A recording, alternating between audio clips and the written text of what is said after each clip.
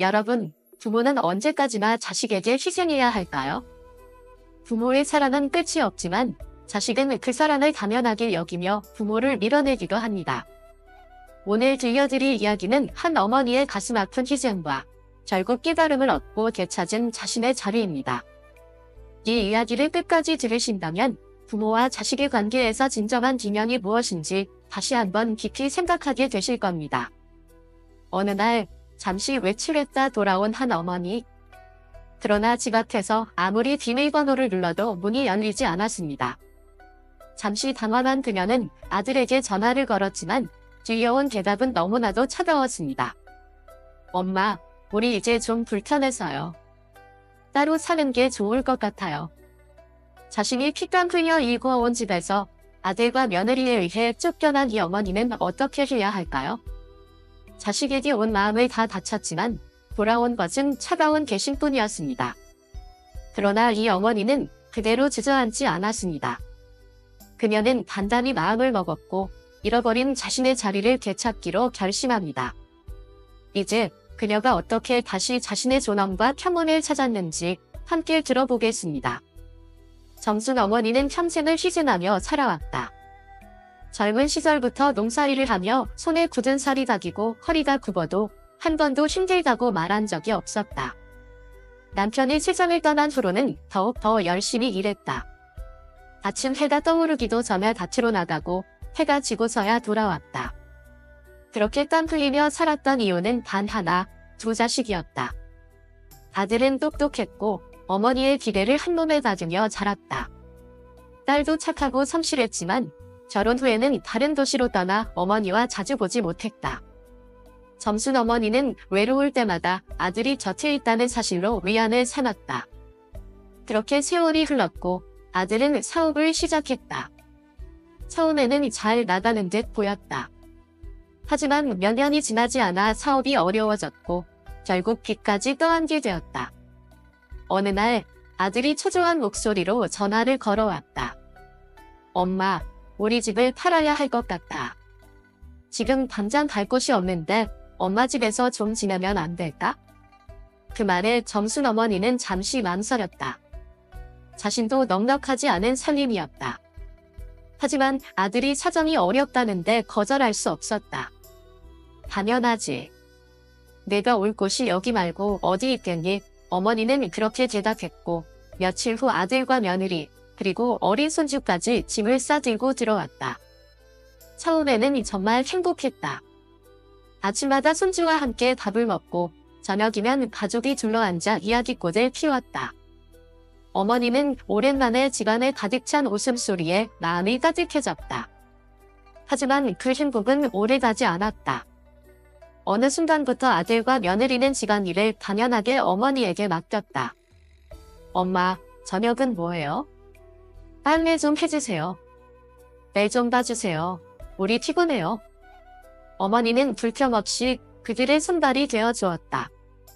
하지만 점점 이상한 기분이 들기 시작했다.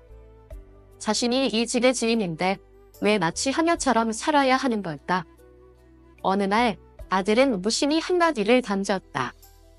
엄마, 솔직히 시어머니랑 같이 사는 게 불편해요. 따로 사시는 게 어떨까요? 그 말을 듣는 순간 점순 어머니의 가슴이 철렁 내려앉았다. 이제는 불편한 존재가 되어버린 자신. 그러나 어머니는 아무렇지 않은 척 애써 웃으며 말했다. 그래, 내가 알아서 할게. 그날 밤 어머니는 잠을 이루지 못했다. 창밖을 바라보며 문득 남편이 살아있을 때가 떠올랐다.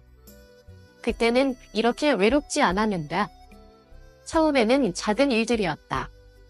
아침마다 어머니가 먼저 일어나 밥을 차리는 게 당연해졌고 식사를 마치면 아들과 며느리는 아무렇지 않게 그릇을 식탁에 두고 자리에서 일어났다.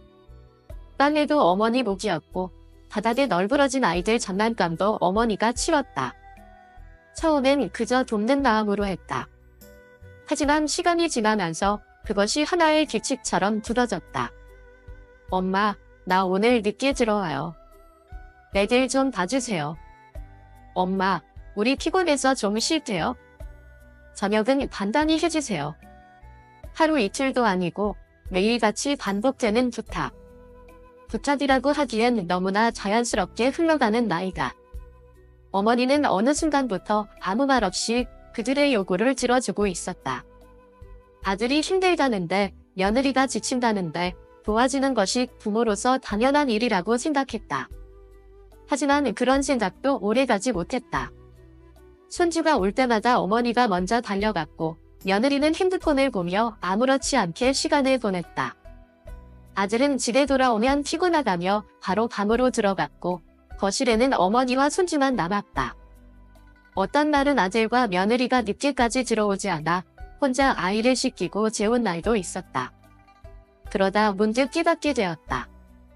이 집에서 자신은 누구인가? 이 집의 주인은 누구였고 지금 주인은 누구인가? 서운한 가족을 위해 기꺼이 했던 일들이 이제는 당연한 의무처럼 여겨지고 있었다. 어느 날 어머니는 며느리에게 조심스럽게 말을 꺼냈다. 내보낸 게 힘들면 너희가 돌아와서 좀 더 신경 써줄 수 있을까? 어머니, 전이도 힘들어요. 직장 다니면서 아이 키우는 게 쉬운 줄 아세요? 며느리의 목소리는 차가웠다. 순간 어머니는 아무 말도 하지 못했다. 그저 그렇구나. 내가 너무 많은 걸 바랐나 보다 하고 스스로를 다독일 뿐이었다. 그러나 그날 밤, 어머니는 처음으로 깊은 한숨을 쉬었다. 다음 날, 손주가 낮잠을 자는 동안 어머니는 소파에 앉아 창밖을 바라보았다. 잔잔한 바람이 불고 나뭇잎이 흔들렸다. 가만히 귀를 기울이면 먼 곳에서 개 짖는 소리도 들렸다. 그리고 그 순간 문득 깨달았다. 이 집에서 자신은 점점 투명한 존재가 되어 가고 있다는 것을. 며칠 동안 이 집을 키운 건 처음이었다. 딸이 사는 도시에서 함께 시간을 보내다 보니 오랜만에 마음이 가벼워졌다. 손주들도 반가워했고 사위도 급진히 어머니를 모셨다. 엄마, 여기서 좀 더 있다 가세요.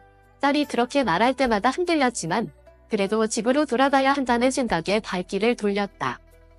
아들과 며느리가 아무 말이 없긴 했지만 그래도 어머니 없는 동안 불편했을 테니까. 집 앞에 도착했을 때 문 앞에서 한숨을 돌렸다. 다행히 비밀번호를 바꾸지는 않았겠지? 네, 그래 왔으니까. 어머니는 익숙한 번호를 눌렀다. 띡, 다시 한 번, 띡, 7번째. 띡. 이상했다. 손에 땀이 나기 시작했다. 다시 천천히 번호를 눌렀지만 문은 열리지 않았다. 어머니는 잠시 굳어 있었다. 혹시 내가 잘못 기억하고 있는 걸까? 떨리는 손으로 주머니에서 휴대폰을 꺼내 아들에게 전화를 걸었다. 신호가 가는 동안 가슴이 점점 답답해졌다. 엄마. 아들아, 나 지금 집 앞인데 문이 안 열린다. 아, 그거요. 엄마한테 말하려 했는데 깜빡했네요. 뭐가? 우리 이제 따로 사는 게 좋을 것 같아서요. 주소 보내드릴게요. 엄마 짐은 미리 옮겨놨어요. 그 말에 순간 머리가 멍해졌다. 귀를 의심했다. 무슨 말을 하는지 이해가 되지 않았다. 무슨 소리야? 여긴 내 집이잖아. 엄마, 솔직히 말할게요. 절이 너무 불편했어요. 이제 저희 가족끼리 조용히 살고 싶어요. 그럼 난 어디 가라고? 원룸 하나 부려놨어요. 월세는 제가 내드릴 테니까 걱정 마세요. 순간 핏기가 가시는 기분이었다. 여기가 내 집이었는데 이제는 원룸에서 살라고? 그것도 미리 짐을 옮겨놨다고? 아무 말도 나오지 않았다. 그냥 핸드폰을 든 채 서 있었다. 문 앞에 서서 너무나 익숙한 현관문을 바라보며 어머니는 한참을 그렇게 서 있었다. 이 집을 지을 때 남편과 함께 벽지를 골랐던 기억이 떠올랐다. 아이들이 어릴 때 뛰놀던 마당이 생각났다.